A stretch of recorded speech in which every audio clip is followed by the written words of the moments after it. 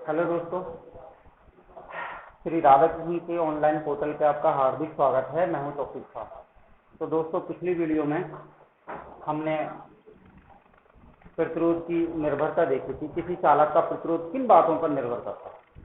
तो हमने इसके लिए 4 चीजें दी कि किसी चालक का प्रतिरोध मुख्य रूप से 4 बातों पर निर्भर करता है। वो 4 बातें कौन कौन सी थी, उनमें हमने देखा था कि चालक तार की लंबाई पर, अनुप्रस्थ काट के क्षेत्रफल पर, ताप पर और पदार्थ की प्रकृति पर। तो देखिए, हमने उसके 2 बिंदु क्लियर कर लिए थे। अब उन 2 बिंदुओं में हमने 2 चीजें सामने आई थी हमारे। पहला तो देखा था कि किसी चालक का प्रतिरोध उसकी लंबाई के समानुपाती होता है। क्या पढ़ा था उसका, हमने पहला समीकरण देखा था R समानुपाती L। तो एक बार मैं उसको दोबारा से चार्ट बना देता हूँ, फिर देखते हैं। देखिए, अब पढ़ रहे थे प्रतिरोध की निर्भरता।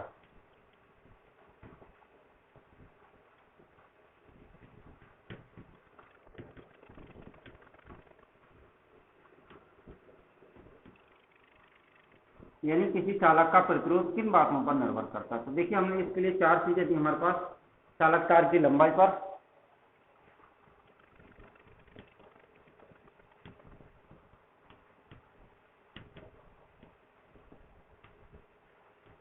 दूसरा था अनुप्रस्थ काट के क्षेत्रफल पर।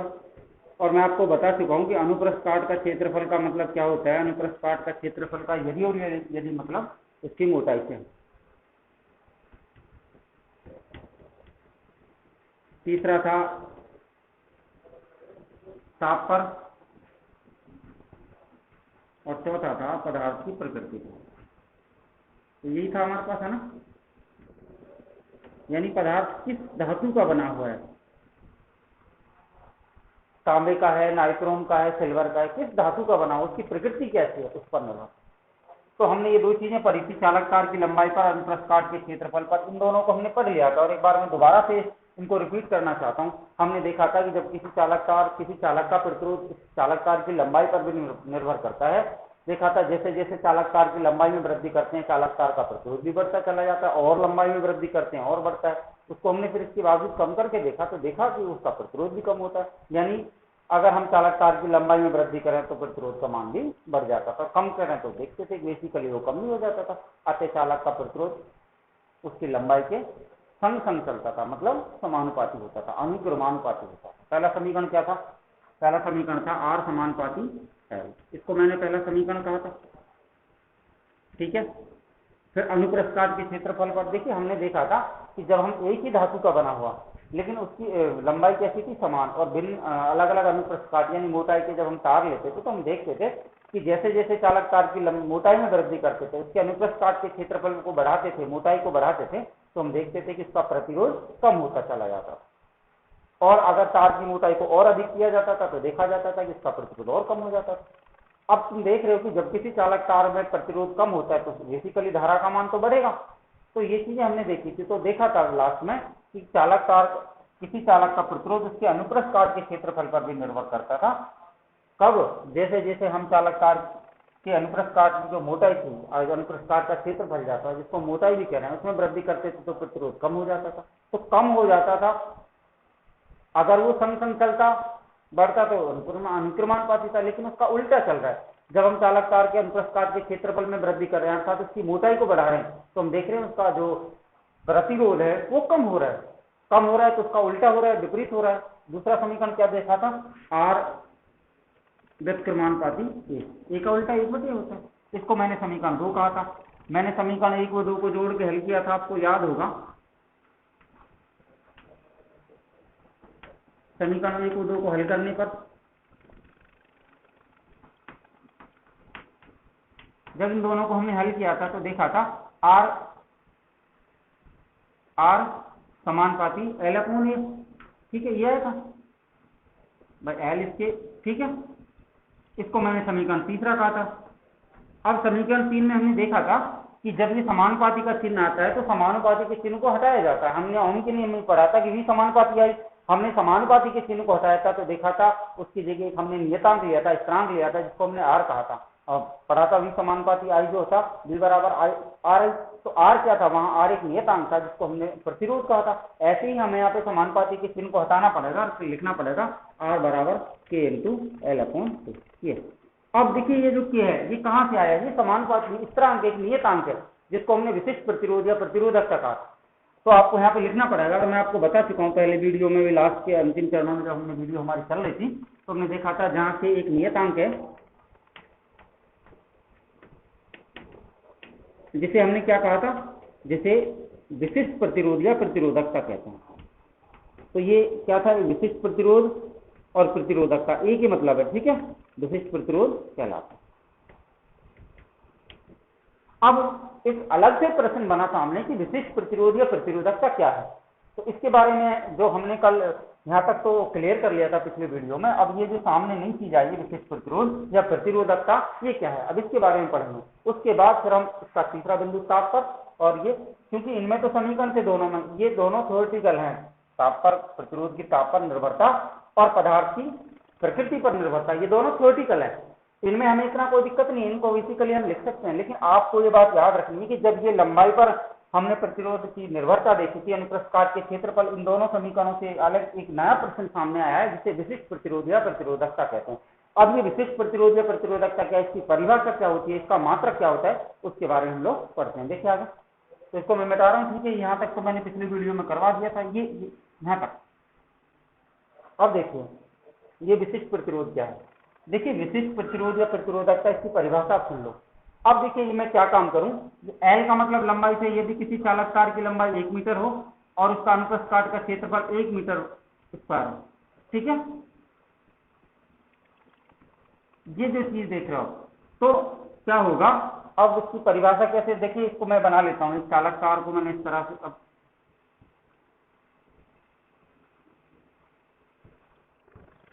इस चालक तार की जो लंबाई है 1 मीटर, ठीक है, लेकिन ये जो इसका अनुप्रस्थ काट है, ये यहाँ से यहाँ तक अनुप्रस्थ काट का मतलब इसकी जो मोटाई है, आप इसको यहाँ भी लिख सकते हो, यहाँ भी लिख सकते हो, लेकिन मैं बीच में लिख रहा हूँ, इसकी जो मोटाई है 1 मीटर स्क्वायर है। 1 मीटर स्क्वायर का मतलब दुगनी है। इस चालक तार की लंबाई जो है ना, इन दोनों के बराबर है कि नहीं इसकी मोटाई है।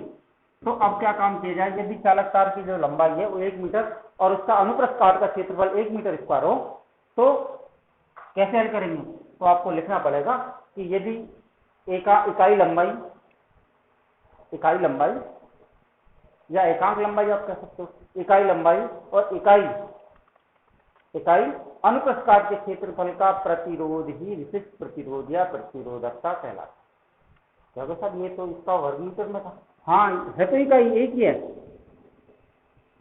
ये आप इकाई में जो देख रहे हो ये क्या है, यदि एकांक लंबाई या इकाई लंबाई के चालक तार, या मैं इस बात को दूसरे शब्दों में कहूं कि इकाई लंबाई किसी चालक तार या इकाई लंबाई के चालक तार या इकाई अनुप्रस्थ काट के क्षेत्रफल के तार का प्रतिरोध ही विशिष्ट प्रतिरोध या प्रतिरोधकता कहलाती है। और विशिष्ट प्रतिरोध को हम कैसे व्यक्त करते हैं, हमने देखा ना कि एक नियतांक कैसे, तो अब आप समझ गए होंगे विशिष्ट प्रतिरोध क्या है। आपको याद रखना है इकाई लंबाई या एकांक लंबाई, कुछ भी लिख लो, ठीक है, इकाई लंबाई वाले चालक तार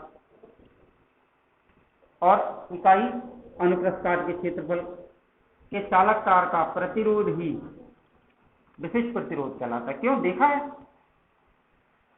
तो आप समझ गए होंगे विशिष्ट प्रतिरोध की क्या परिभाषा है, इकाई लंबाई के चालक तार और इकाई लंबाई के इकाई अनुप्रस्थ काट के क्षेत्रफल के चालक तार का प्रतिरोध ही विशिष्ट प्रतिरोध या प्रतिरोधकता कहलाती है। इसे कैसे व्यक्त करें, ठीक है दोस्तों। तो ये आज जो बीच में से प्रश्न बना है कि विशिष्ट प्रतिरोध क्या है या प्रतिरोधकता क्या है, विशिष्ट प्रतिरोध और प्रतिरोधकता दोनों का एक ही मतलब है, एक को ही कहा जा रहा है, या तो आप विशिष्ट प्रतिरोध कह लो या प्रतिरोधकता कह लो। तो अब आप इसके बारे में समझ गए होंगे कि इकाई लंबाई और इकाई अनुप्रस्थ काट के क्षेत्रफल के चालक तार का प्रतिरोध ही विशिष्ट प्रतिरोध या प्रतिरोधकता कहलाता है, ठीक है।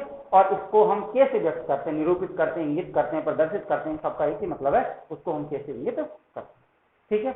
अब बात करते हैं विशिष्ट प्रतिरोध का मात्रक क्या होता है। तो ये तो इसकी परिभाषा हो गई, ठीक है। अब बात करते हैं इसके मात्रक की। इसका मात्रक क्या है, देखिए मात्रक, जैसे हमने विद्युत धारा का एम्पियर पढ़ा, प्रतिरोध का हमने ओम पढ़ा, विभवांतर का हमने वोल्ट पढ़ा, ऐसे ही विशिष्ट प्रतिरोध का मात्रक क्या होता है। तो देखिए मात्रक कैसे निकालते हैं, इसके सूत्र से देखें।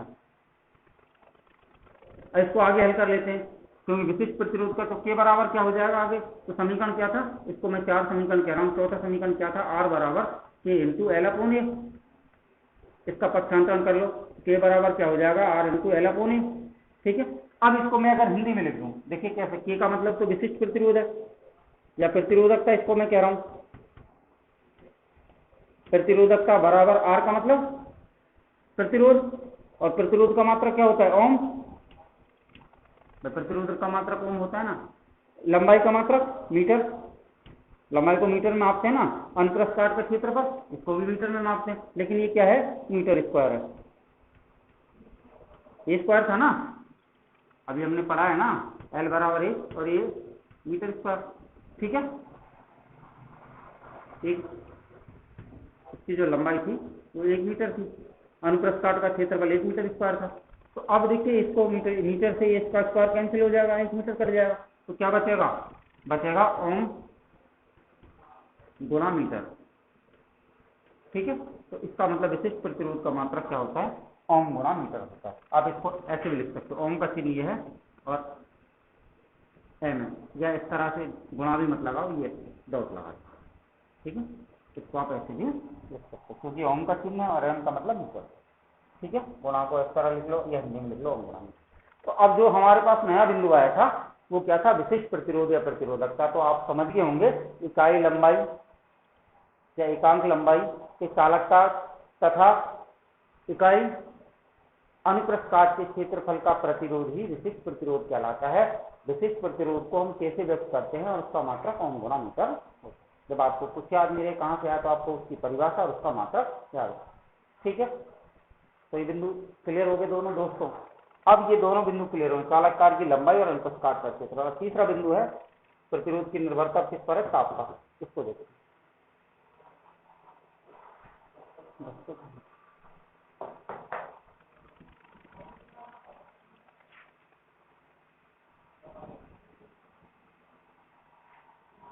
तो तीसरा बिंदु है प्रतिरोध की ताप पर निर्भरता।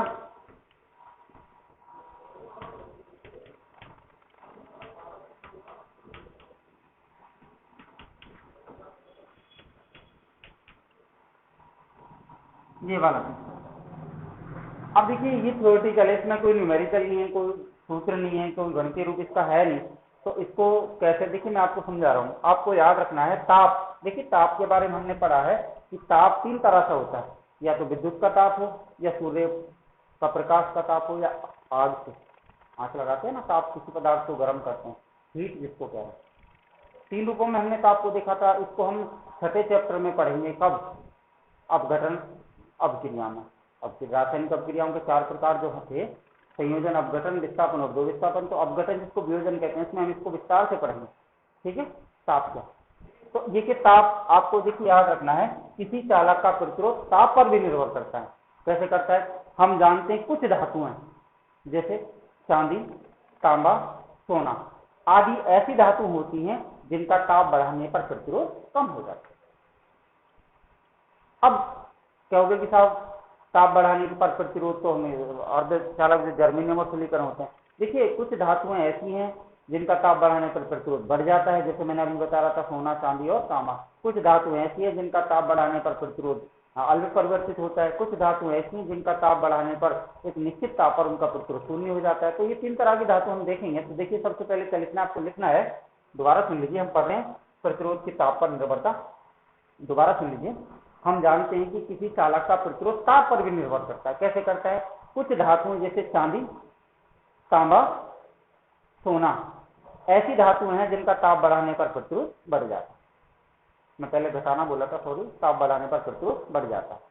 ठीक है, इसके विपरीत कुछ मिश्र धातुएं जैसे मैग्नीज, कांस्टेंटन ऐसी धातु हैं जिनका ताप परिवर्तन के साथ, ताप परिवर्तन करने पर उनके ताप परिवर्तन के दौरान उनमें अल्प परिवर्तन होता है, कम परिवर्तन होता है।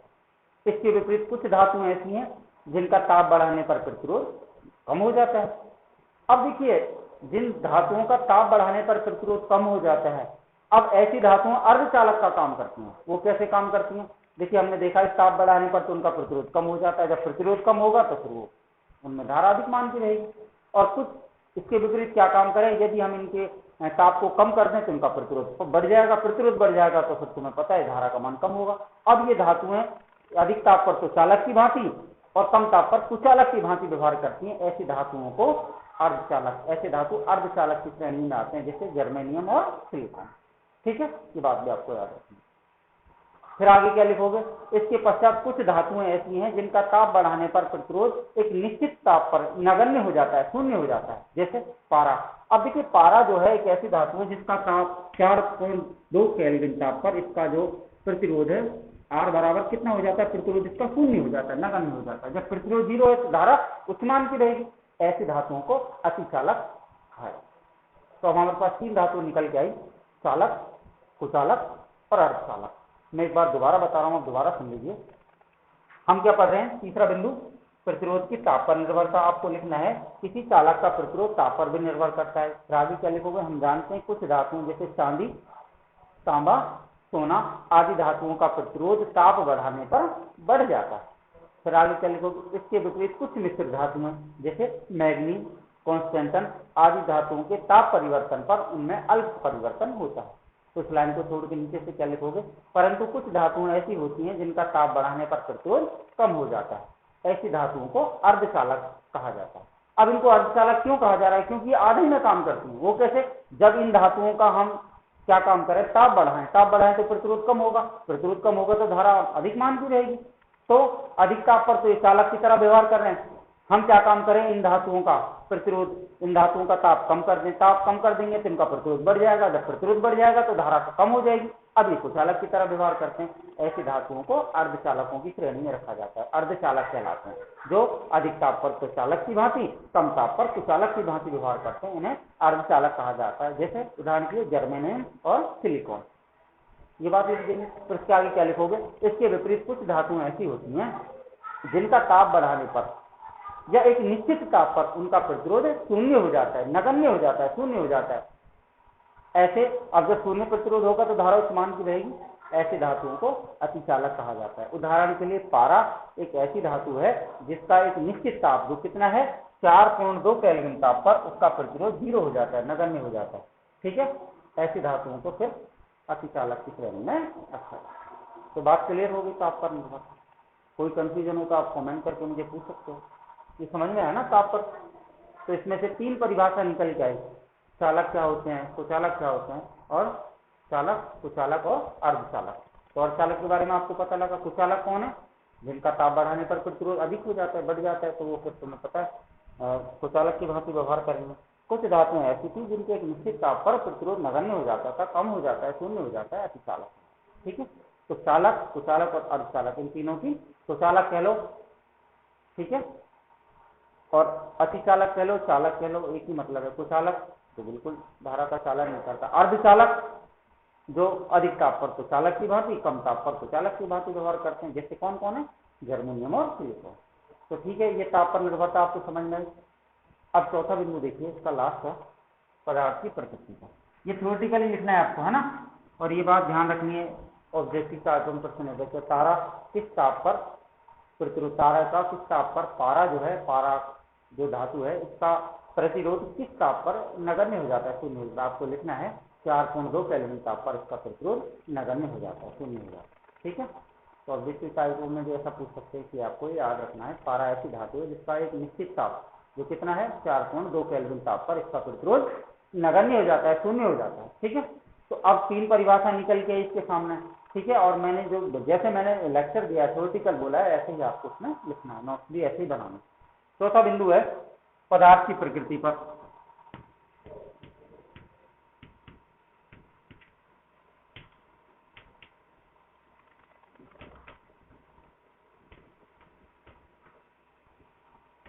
पदार्थ की प्रकृति पर।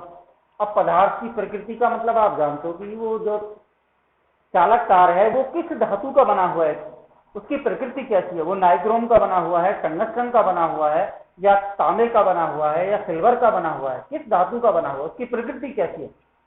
तो इसको समझने के लिए देखिए आपको क्या लिखना है, आपको लिखना है किसी चालक का प्रतिरोध पदार्थ की प्रकृति पर भी निर्भर करता है। कैसे करता है? हम क्या काम करें, हम कुछ चालक जैसे चांदी, तांबा, सोना और एल्यूमिनियम 4 धातुएं लेते हैं। इन 4 धातुओं की क्या क्वालिटी है, इनकी लंबाई और इनका अनुप्रस्थ काट का क्षेत्रफल यानी इनकी लंबाई और मोटाई एक समान है। इन चारों चालक तारों का हम प्रतिरोध ज्ञात कर लेते हैं, तो हम पाते हैं कि एल्यूमिनियम का प्रतिरोध सर्वाधिक होता है। अब एल्यूमिनियम का जिसका प्रतिरोध सर्वाधिक होगा तो वो चालक होगा कि ये बता मुझे, नहीं होगा ना चालक, वो तो चालकों की श्रेणी में आएगा। और चांदी का प्रतिरोध सबसे कम होता है और जिसका प्रतिरोध कम होगा वह सबसे अच्छा चालक होगा।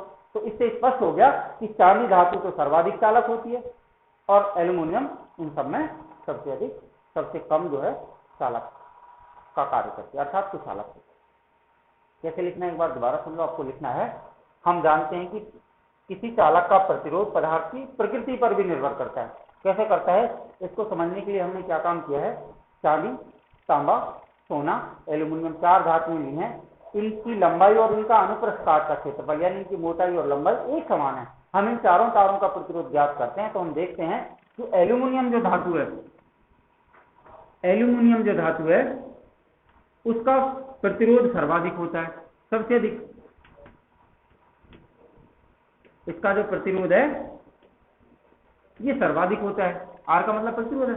और चांदी का प्रतिरोध सबसे कम होता है। तो जिसका प्रतिरोध सर्वाधिक है वो तो कुचालक की तरह है और जिसका प्रतिरोध सबसे कम है वो चालक की तरह होता है। इससे स्पष्ट होता है कि चांदी सर्वाधिक विद्युत का चालन करती है, ताप का चालन करती है, और एल्यूमिनियम। अगर मैं इसको इस तरह से ग्राफ के रूप में देखूं तो आप इसको किस तरह लिखोगे, लिखोगे एल, एल्यूमिनियम का सूत्र एल इज ग्रेटर देन कौन, अब कौन आएगा इसके बाद, किसके रूप में लिख रहे हैं, प्रतिरोध के बढ़ते हुए क्रम में, प्रतिरोध जिसका बढ़ता हुआ क्रम, प्रतिरोध का आर का बढ़ता हुआ क्रम।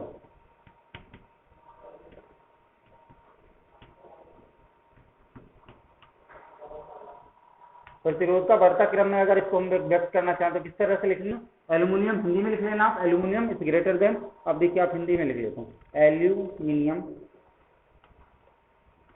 इज ग्रेटर किससे, आपको लिखना है सोना, इज ग्रेटर देन तांबा, ग्रेटर देन चांदी। ये तो प्रतिरोध का बढ़ता हुआ क्रम है, ठीक है। फिर अगर इसको मैं ये तो बढ़ता हुआ क्रम किसका है, प्रतिरोध का। अगर चालकता का बढ़ता हुआ क्रम देखता हूं मैं, चालकता का मतलब उसमें धारा या ताप का कितना, चालकता का बढ़ता क्रम अगर मैं लिखूं तो इसका उल्टा हो जाएगा। अब क्या होगा, चांदी तो सर्वाधिक चालक है, उल्टा कर देना इसको, चांदी, तांबा, सोना और एल्यूमिनियम, इस तरह से। ये तो प्रतिरोध का, प्रतिरोध सर्वाधिक इसका, फिर उससे कम इसका, फिर उससे कम इसका, फिर सबसे कम इसका, ऐसे अगर चालकता सबसे अधिक इसकी। भाई हमें इस बात को पता है ना कि जिसका प्रतिरोध कम होगा वो चालक अधिक होगी, जिसका प्रतिरोध कम होगा वो तो चालक अधिक होगा, जिसका प्रतिरोध अधिक होगा वो चालक होगा, यानी इसकी चालकता कम होगी। तो अब बढ़ते हुए क्रम में अगर हम प्रतिरोध के में देखें तो एल्यूमिनियम सबसे अधिक प्रतिरोध इसका होता है, फिर उससे कम इसका होता है, फिर उससे कम इसका होता है, सबसे कम इसका होता है। अगर चालकता का बढ़ता हुआ क्रम हम देखें तो हम देखेंगे चांदी सबसे अधिक चालक है, फिर उससे कम तांबा है, उससे कम सोना है, सबसे कम एल्यूमिनियम, ठीक है। तो ये बात आपको याद रखनी है। एक बार दोबारा सुन लो। हम जानते हैं कि किसी चालक का प्रतिरोध पदार्थ की प्रकृति पर भी निर्भर करता है। इस चीज को समझने के लिए हमने 4 धातुएं लिए, कौन कौन सी हमने ले, चांदी, तांबा, सोना और एल्यूमिनियम लेते हैं। हमने क्या काम, ये चारों जो धातु हमने लिए इनकी लंबाई, चालक तारों की लंबाई और अनुप्रस्थ काट का क्षेत्रफल एक समान है। हम इन चारों तारों का प्रतिरोध ज्ञात कर लेते हैं तो हम पाते हैं कि एल्यूमिनियम का प्रतिरोध सबसे अधिक होता है और चांदी का प्रतिरोध सबसे कम होता है। हमने प्रतिरोध के बढ़ते क्रम में देखा कि एल्यूमिनियम ग्रेटर देन सोना, ग्रेटर देन तांबा, ग्रेटर देन चांदी, यानी इनका प्रतिरोध सर्वाधिक होता है, उससे कम इसका होता है, उससे कम इसका होता है, उससे कम इसका होता है, ठीक है। ये तो क्या था, प्रतिरोध का बढ़ता हुआ क्रम था। अगर मैं चालकता की बात करूं, चालकता का बढ़ता क्रम देखूं तो देखेंगे कि जो प्रतिरोध जिसका कम था वो अधिक चालक होगा, फिर ये होगा, फिर ये होगा और फिर ये सबसे कम ये होगी। ठीक है, तो इस तरह से दोस्तों हमने प्रतिरोध की निर्भरता को चारों बिंदुओं में पढ़ लिया है। चालक तार की लंबाई को हमने पढ़ा, अनुप्रस्थ काट के क्षेत्रफल को हमने पढ़ा, ताप को हमने पढ़ा, पदार्थ की प्रकृति को हमने पढ़ा। अब इसमें 3-4 प्रश्न अलग आए थे। एक पहला प्रश्न तो ये था कि विशिष्ट, इन दोनों से निकला था विशिष्ट प्रतिरोध या प्रतिरोधकता क्या है। ठीक है, इससे 3 प्रश्न अलग लिख रहे, चालक, कुचालक और अतिचालक। एक अर्धचालक निकला था, चालक, कुचालक और अर्धचालक, 3 प्रश्न इससे निकले थे। पदार्थ की प्रकृति में हमने देखा था कि चालकता सर्वाधिक किसकी होती है और सर्वाधिक प्रतिरोध सर्वाधिक किसका होता है। ठीक है, 2 चीजें। और एक इसमें हमने ये भी देखा था कि प्रतिरोध, एक पारा जो था एक ऐसी धातु थी जिसका विशिष्ट ताप पर, एक निश्चित ताप पर प्रतिरोध नगण्य हो जाता, तो प्रतिरोध को हमने 4.2 केल्विन कहा। ठीक है, तो ये जो अलग से प्रश्न बीच में से बनते हैं इनको आपको बनाना है, नोट बना के लिखना है, इनको ही अक्सर एग्जाम्स में वो पूछता है। ठीक है, कभी भी आंकिक प्रश्न या पीछे के प्रश्न जो होते हैं वो बहुत मुश्किल आते हैं, किताब के बीच में से बोर्ड के एग्जाम्स में आते हैं। तो ये बात आपको नोटिस करके पढ़नी है, जो बीच में से प्रश्न बनते हैं उनको विशेषकर याद रखें। ठीक है, तो ये बिंदु क्लियर हो गए दोस्तों, उम्मीद है आपको समझ में आया होगा। फिर भी कोई दिक्कत हो तो कमेंट करके आप मुझे पूछ सकते हो। नेक्स्ट वीडियो में इंशाल्लाह I will try the best, अच्छे समझाने की कोशिश करूंगा। ठीक है, तो ये बिंदु क्लियर हो गया ना।